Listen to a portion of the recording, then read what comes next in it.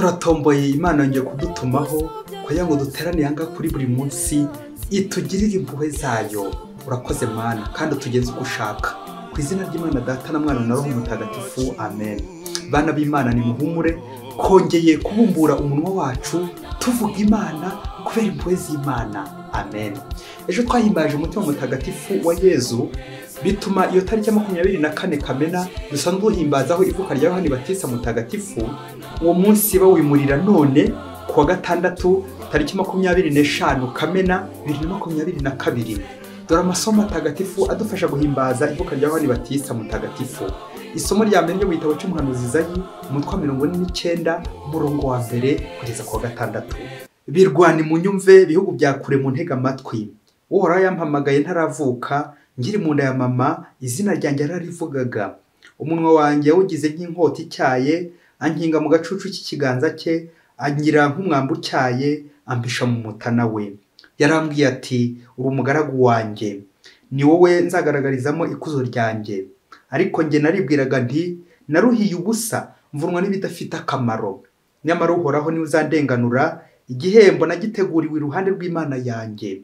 None ngaha Uhoraho yabyivugiye, we wandemeye kumubera umugaragu kuva nkiri mu nda ya mama, kugira ngo mugarurire Yakobo, mukorakoranyirize Isiraheli. Guhera ubu rero mfite ubutoni kuri Uhoraho, ububasha bwanjye bukaba ari Imana yanjye. Yarambwiye ati, gusubiranya imiryango ya Yakobo no kugarura abarokotse ba Isiraheli, ibyo ntibihagije ku mugaragu wanjye. Ahubwo nakugeneye kuba urumuri rw'amahanga, kugira ngo umukiro wanjye usakare kugera mu mpera z'isi. Iryo ni ijambo ry'Imana. Zaburi 139. Ndagushimira Mana yanjye kubera ibikorwa byawe bitangaje. Uhoraho undeba mu ntebe z'umutima ukamenya wese, iyo nicaye niyo mpagaze byose ububizi. Imigambi yanjye uyimenya mbere y'igihe, mu migenzereze yanjye yose nta na kimwe kigusoba. Ni wowe waremye ingingo zanjye, umbumbabumbira mu nda ya mama. Ndagushimira ko wandemye ku buryo buhimbye. Ibikorwa byawe biratangaje, umutima wanjye urabizi neza rwose. Amagufwa yanjye ntiyakwikinze igihe naremerwaga mu ibanga. Ndagushimira Uhoraho Mana yanjye kubera ibikorwa byawe bitangaje. Isomo rya kabiri mu gitabo cy'ibyakozwe n'intumwa, umutwe wa 13 umurongo 22 kugeza ku 26. Mu isengero ry'Antiyokiya ho muri Pisidiya, Paulo yabwiye abayahudi ati, Imana yamaze guhigika Sawuli, ishyiraho Dawudi ngo abe umwami, ari nawe yatanzeho icyemezo ati, nabonye Dawudi mwene Yese, umuntu nguye ku mutima, uzakora ibyo nshaka byose. Mu rubyaro rwo nk'uko Imana yari yabimusezeranyije, niho yakuye Yesu umukiza wa Isiraheli. Mbere y'ukuza kwe, Yohani yatangarije abayisiraheli bose batisimo kwisubiraho. Nuko ajya kurangiza ubutumwa bwe aravuga ati, ntago ndi uwo mukeka, ahubwo hari ugiye kuza ankurikiye, nkaba ntakwiriye no guhambura udushumi tw'inkweto ze. Bavandimwe, mwaba urubyaro rwa Aburahamu cyangwa se mwaba abatinya Imana, iri jambo ry'umukiro nimwe ryohererejwe. Iryo ni ijambo ry'Imana. Nyagasani Yesu ntabane namwe. Amagambo yo mu Ivanjili ntagatifu uko yanditswe na Luka, umutwe wa mbere umurongo wa 57 kugeza ku 66 n'umurongo wa 80. Igihe cyo kubyara kigeze, Elizabeth abyara umwana w'umuhungu. Abaturanyi na bene wabo bumvise ko Nyagasani yamugiriye ubuntu, bafatanya nayo kwishima. Ku munsi wa 8 baza kugenga umwana, bashaka kumwita Zakariya nka se. Ariko nyina aravuga ati, oya, aritwa Yohani. Baramubwira bati, nta muntu w'umuryango wanyu wigeze witwa iryo zina. Nuko babaza se mu marenga ko yifuza kwita umwana. Zakariya yaka kabaho maze yandikaho aya magambo, izina rye ni Yohani. Bose baratangara. Ako kanya umunwa we urabumbuka, n'ururimi rwe ruragobodoka, maze atangira kuvuga asingiza Imana. Nuko ubwoba butaha abaturanyi babo bose, n'abo mu misozi yo muri Yudeya, bakwiza hose ibyabaye. Ababyumvaga bose bakomezaga kubizirikana mu mitima, bibaza bati, uyu mwana azamera ate ko ububasha bwa Nyagasani buri kumwe nawe? Umwana uko yakuraga ni nako yunguka ubwenge, kugeza igihe yigaragaje imbere ya Isiraheli. Iyo ni Ivanjili ntagatifu. Kristo nakuzwe iteka ryose bavandimwe. Muvandimwe umwana w'Imana, nuryama ukabona birakunze, ujye uvuga uti ni ukubera Imana. Nubyuka ukabona birakunze, nubona icyo kurya ukabona birakunze, nusenga ukabona birakunze, nukora ukabona birakunze, iyo ni tombora. Ujye upfuka musenge uti ni ukubera Imana. Bakristo bavandimwe, Imana yatugiriye impuhwe, iduha ubuzima ku mpuhwe zayo n'ubundi. Uyu munsi ni umunsi uryoshye cyane ngo tujye guhimbaza ivuka rya Yohani Batista mutagatifu, mu gihe abandi batagatifu duhimbaza urupfu rwabo, aribyo bisobanuye ivuka ryabo mu ijuru. Yohani Batista we kimwe na Yezu Kristo we duhimbaza n'umunsi yavutseho hano ku isi, kuko yinjiye ku buryo bw'umwihariko mu mugambi w'Imana wo gucungura abantu. Amasomo matagatifu y'uyu munsi aradufasha kuzirikana ku mpano y'ubuzima Imana yaduhaye ku bwende bwayo, n'umugambi mwiza Imana idufiteho, umugambi wo kuducungura mu ngingo igira iti Imana niyo yabishatse. Ni ukubera Imana. Ibyo nagezeho byose ni ukubera Imana. Kubera Imana ababyeyi. Kuba washinga urugo bigakunda ni ukubera Imana. Kuba wabyara umwana ni ukubera Imana. Ibyo wageraho byose byiza ni ukubera Imana n'ububasha bw'ijuru. Mu isomo rya mbere Imana iributsa Izayi umuhamagaro we ko kuva yavuka Imana yari imuzi, bityo mu kumurema Imana imugenera ndetse n'ubutumwa akiri mu nda ya nyina, ubutumwa azakora hano ku isi. Ati nakugeneye kuba urumuri rw'amahanga kugira ngo umukiro wanjye usakare kugera ku mpera z'isi. Amen, amen. Tujye twitonda bakristo bavandimwe, niyo umuntu Imana imuremye ihita imuha ubutumwa ako kanya. Nuko rero ujya mu butumwa muvandimwe ukabona birakunze, ukabona hari ikintu ukoze cyiza, shimira Imana, ni ukubera Imana. N'ingorane wahurira nazo mu butumwa nabyo ujye ubifata nk'abyo byose biri mu mugambi w'Imana, bityo ugerageze kwishingikiza Imana yonyine, kubera Imana. Bakristo bavandimwe, tujye tumenya ko umuntu wese yava akagera ntiyabura umusanzu yatanga mu mugambi w'Imana wo gucungura abantu. Yohani Batista we nk'uko twabizirikanye mu isomo rya kabiri, Yohani Batista nyine guza y'umucunguzi Mesiya Yezu Kristo, ubwo bagize bati mbere y'ukuza kwe Yohani yatangarije abayisiraheli bose batisimo kwisubiraho, niwe werekanye Mesiya. Amen, amen. Luka we umwanditsi w'ivanjiri y'uyu munsi yatubwiye uko iyo nteguza yavutse, nuko yahawe izina rya Yohani, birumvikana ubutumwa. Izina Yohani Yohani bigasobanura mu Gifaransa Dieu a fait grâce, ngo Imana yagize impuhwe. Ni ukubera Imana, ni ukubera impuhwe z'Imana. Ababyeyi ba Yohani, Zakariya ndetse na Elizabeti, Zakariya bisobanura Dieu se souvient, Imana iribuka, na Elizabeti Dieu a promis, Imana arasezeranyije, isezerano ry'Imana. Gitangaje kuri aya mazina uko ari atatu n'aba batatu bo muri urugo, uyu muryango wa Zakariya, nuko Imana ubwayo ari ruhamwa, niyo yinjira muri icyo gikorwa. By'umwihariko Yohani kubw'izina hawe n'Imana, mu Bayahudi guhabwa izina la nomination ni ugushingwa umurimo, ni uguhabwa ubutumwa, ni inshingano ubutumwa uhawe, ni ukugira agaciro, ni ukugira aderese. Guhabwa izina rero bigatwibutsa ko tutari bimanuka, ni ukugira agaciro, ni ukugira aderese. Ibyo byose bigatwibutsa ko tutari bimanuka, tutari bivejuru. Ntabwo twaje ku isi ari impanuka. Imana niyo yabishatse, ni ukubera Imana. Imana idufiteho umugambi mwiza buri munsi, umugambi wo kudukiza, kuducungura. Ubutumwa rero bwa Yohani Batista bukubiye mu magambo atatu: ni umuhanuzi, ni integuza, ndetse n'umubatiza. Yohani niwe muhanuzi wabayeho mu masezerano yombi, irya kera ndetse n'irishya, kuko yavutse mbere ya Yezu amezi 6, ahanura ibyo kuza kwe, kandi noneho by'akarusho akakantu babye mugakurikire abona Yezu. Abandi bahanuzi bose bahanuye Mesiya, ariko nyine ntibamubonye usibye Yohani. Yohani nanone ni integuza, niwe watunganyije inzira za Nyagasani, nuko atanga abatisimu kwisubira ngo twabizirikanye mu isomo rya kabiri, ndetse aranamwerekana n'akarusho. Noneho wa murimo wa gatatu aranamubatiza, ngo Yohani Batista Jean Baptiste umubatiza. Uwo niwe turi kurata wakoze umurimo ukomeye mu mateka yo gucungurwa kwa muntu. Turibuka ko Yohani kuri iyi si arusha Yezu amezi 6, bitwibutse ko dutegujwe hakiri kare nk'integuza nyine, ko hasigaye andi amezi 6, 25 z'ukwa 12, tugahimbaza Noheli, ivuka rya Yezu Kristo Mesiya umucunguzi. Twumvise muri Evanjili ya none ukuntu mu ivuka rya Yohani Batista habonetsemo ibitangaza byinshi.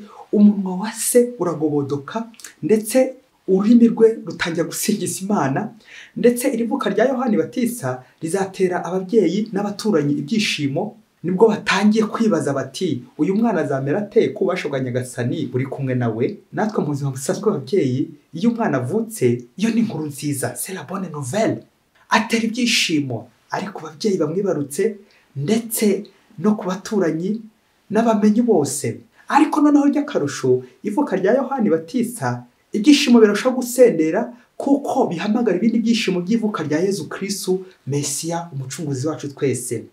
Kubyara bitera ababyeyi ibyishimo, bitera ababyeyi kwishima kuko nyine umwana wese ni impano y'Imana, n'umukobwa n'umuhungu bose ni abana b'Imana, ni impano y'Imana.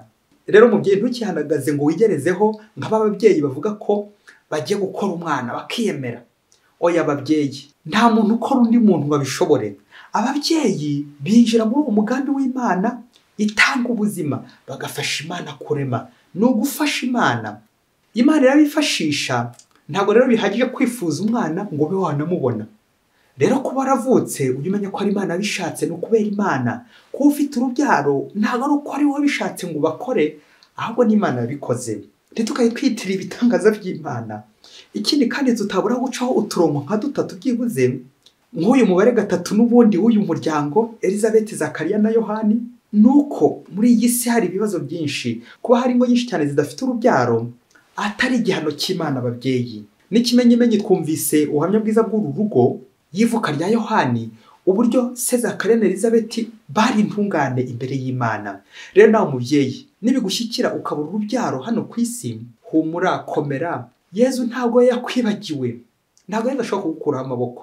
Yezu afite impamvu ibyo byose yabikoze. Wasanga se isaha itaragera, kuko no kuri zeru Yezu ariyeranja akiyeranja, ya zeru akayicomekamo akanyuguti ka hashi, ubundi ikaba hero, ukaba intwari, ukagira ijambo mu bandi nk'uko yabigenjeje Elizabeth, akamukura ku gisuzuguriro. Ariko mubyeyi, n'ibyo byose nibitaba, ntunabone n'umwana, humura. Gusa uzirinde iki kintu ugiye gukubwira, uzirinde kuvuma Imana. Uzakomere kwisengesha ubutadohoka, ukomeze usenge kuko Imana niyo ikuzi kurusha uko wizi wowe. Ese mubyeyi, reka nkubaze, aho kwipangira naho gupangirwa n'Imana wahita mwiki? Ibaze nanjye nibaze. Ngo umunsi umwe hirya kure cyane muri Afurika, ngo urugo rw'abakristo bitwaraga neza pe. Wasanga rwari rumeze nk'urwa Elizabeth na Zakariya, kandi bubaha Imana. Ariko ngo baza guhura n'ikigeragezo nka ya miyaga ya serwakira cyo kubura urubyaro, imyaka 20 yose badasiba gutakira Imana. Nuko ngo Imana igira icya, ngo umunsi umwe kera kabaye, ngo ibaha urubyaro kuri iyo myaka 20 babana, kandi byaba. Ariko noneho akantu cyo kuvuga gakurikira ibyabaye kuri urugo n'ubundi biracyakomeje, ntibirarangira. Wa mwana ngo avuka afite ubumuga, afite akaboko kamwe ntombazi y'akandi kari kagiye. Nuko se w'umwana ararakara ati, Imana iradusondetse pe, itugenzeho pe. Nuko ngo abwira nyina w'umwana ati, uyu mwana rero umeze utya, ntabwo twakwihandagaza ngo twiratire abandi bantu ngo twabyaye, bityo bataza kuduseka. Reka rero tumusubize Imana, ririnze kuvuga kumwica, kumuhuhura. Ngaho nawe fora uburyo umugore agiye kwifora gusubiza umwana Imana ababyeyi. Nuko wa mugore akanira umugabo we, nanjye kuvuga urumukwiye, ati n'uburyo bwose nirirwaga mu kiliziya nshengerera ngo ndebe ko nanjye Yezu yanyibuka, uyu mwana avuye kure, none nongere musubize kure. Mundekere mwana wanjye, mundekere. Ngaho nawe fora uburyo se w'umwana yasubije ibitiyo n'amasuka mu nzu ngo yumvire umugore basi byibuze. Nuko uyu mugabo ararakara cyane, arabisha arahunga ngo umugore aramusuzuguye, maze aguma ishyanga, akomeza kubaririza abaturanyi niba uwo mwana umugore ataramujugunya ngo ubundi agaruke mu rugo. Nuko bakamubwira ko umwana ari mukuru mu gihagararo mu bwenge nka Yohani Batista mbese uri gukura. Nuko wa mugabo ari ishyanga abonye nta kundi byamera, agaruka mu rugo. Nyine birumvikana wasanga n'inzara yari imaze kugenda imunobagura iyo hirya. Nuko bakomeza kubana na wa mugore ndetse na wa mwana. Muri uwo mubano, mu mikurire ya mwana, hashize imyaka, n'ubundi wa mwana akomeza kuhabera ikigeragezo. Noneho arwara indwara simusiga, indwara yanduraga kubi, indwara y'ibibembe. Maze se noneho sukumwinena karahava, maze yongera kubwira nyina kwa kundi ko kumusubiza Imana, ko noneho yiboneye n'ikimenyetso ko mwana nta kabuza agomba gusubira ku Mana. Muri uwo mubano, mu mikurire ya mwana, hashize imyaka, n'ubundi wa mwana akomeza kuhabera ikigeragezo. Noneho arwara indwara simusiga, indwara yanduraga kubi, indwara y'ibibembe. Maze se noneho sukumwinena karahava, maze yongera kubwira nyina kwa kundi ko kumusubiza Imana, ko noneho yiboneye n'ikimenyetso ko mwana nta kabuza agomba gusubira ku Mana. Nuko ngo bakivuga ibyo haduka intambara muri icyo gihugu, aho buri wese yagombaga kwigwanaho ngo gakiza amagara ye. Ngaho fora uburyo iby'uwo mwana byaje kurangira, hakubitiyeho iyi ndwara yanduye, indwara y'ibibembe arwaye, nawe ushobora kumwegera wundi. Nuko urugo barahunga, umugabo, umugore ndetse n'umwana. Nanone bageze mu gihuru ahantu bari bahungiye, se w'umwana akomeza guhata nyina ngo namujugunye ubundi bakize amagara yabo. Ako kanya muri icyo gihuru bari barimo, bari bihishe nyine, nyina ahetse umwana ku mugongo na bya bibembe babyeyi. Naho se nawe ari gutitira kubera ubwoba ko bagiye kubafata, kandi yari yaburiye umugore we. Nuko ngo muri ako kanya ngo abagera nabi bari babakurikiye baba barahageze, ngaho ni mufora uburyo bagiye kubica bafite intwaro. Nuko abagera nabi barebye uburyo uwo mwana umubiri wose wuzuye ibyo bibembe n'uburyo nyina amucigatiye, nuko bagira ubwoba ababyeyi bwo kwandura ibyo bibembe, banga kubakoraho ngo hato bataza kwiyanduza, imigambi yawe yose ikabera bapfubanye. Nuko abagera nabi bahita bapfumyamo, bahita biruka ku bandi bantu hato ngo bataza kwandura ibibembe. Nuko wa muryango urokoka utyo kubera wa mwana na bya bibembe bye. Babyeyi, ni Imana yabishatse. Imana ifite inzira nyinshi cyane zo kudukiza, zo kuturokora n'intambara yewe no mu bigeragezo yewe. Ntukajye ubyinubira, ntukajye uvuma Imana, ahubwo yikomereho no muri ako kaga. Akamvugo ngo akabura ntikaboneke mwa babyeyi mwe, ngo ninde di ni nyina w'umuntu, mama wawe, mama wanjye akantwara n'igihe mfite ibibembe, n'igihe ndwaye, igihe bose bari kunena mama wakemera kumpeka, bityo akandokora, Imana ikazaturokora. Erega usibye ibyaje ubu ngubu, ryaterambere ryo kwica umwana wavukanye nk'ubumuga, ubwandu, cyangwa gukuramo ngo inda ngo zitateguwe babyeyi, ukibaza uko inda iteguwe isa bikakuyobera, byatera nyuma ababyeyi byo gukuramo inda. Ubundi ubusanzwe nta mubyeyi wikora mu nda, nta mubyeyi uta umwana, ariko se inyamaswa, amatungo aturusha ubwenge kandi turi abantu. Ngo niyo ibyaye ngo n'ikibore irakirigata, nkanswe twebwe turi abantu. Akamvugo ngo nta kigozi kibura icyo kizirika, kibura icyo gihambira. Nta muntu n'umwe ku isi uri kimanuka utari umugambi w'Imana, nk'uko twabizirikanye nanone muri Ivuka rya Yohani Batista. Rero umwana nk'impano y'Imana tugomba kubungabunga buri munsi, tukamwitaho. Umwana ni umwami, ni umutware. Usibye inkunguzi babyeyi, za zindi zikoraho, akawa mugani ngo agakecuru k'inkunguzi kabyinana igisebe.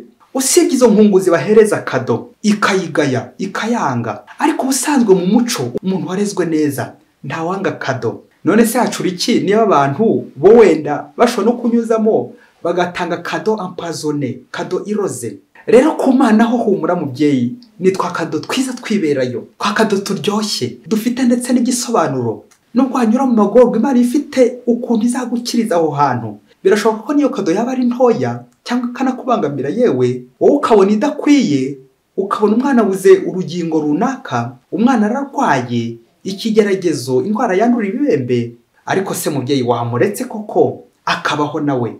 Ko wasanga Imana yateganyije ko ari uzakurokora, ari uzakiza isi, kandi byaba agakiza abandi benshi kubera Imana. Ese muyobozi, ujye wibaza ukore n'uwo mwitozo kandi utisondetse.